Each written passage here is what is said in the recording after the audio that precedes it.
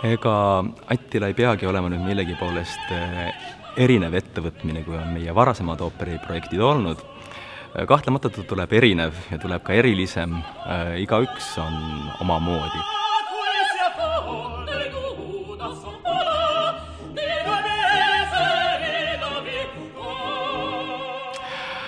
Miks Üllar? Ma olen ammu juba tahtnud selle inimesega koostööd teha ja see tükk nagu kõnetas kohe minu jaoks. Üllari pilt tuli mulle kohe silme ette, kui ma mõtlesin Attila peale, nii et selles mõttes see valik tuli suhteliselt kiiresti.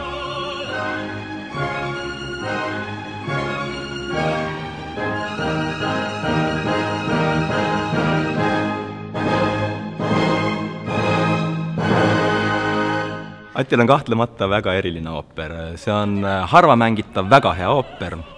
Miks teda harva mängitakse, ongi täiesti arusaamatu. Muusika on võrratu.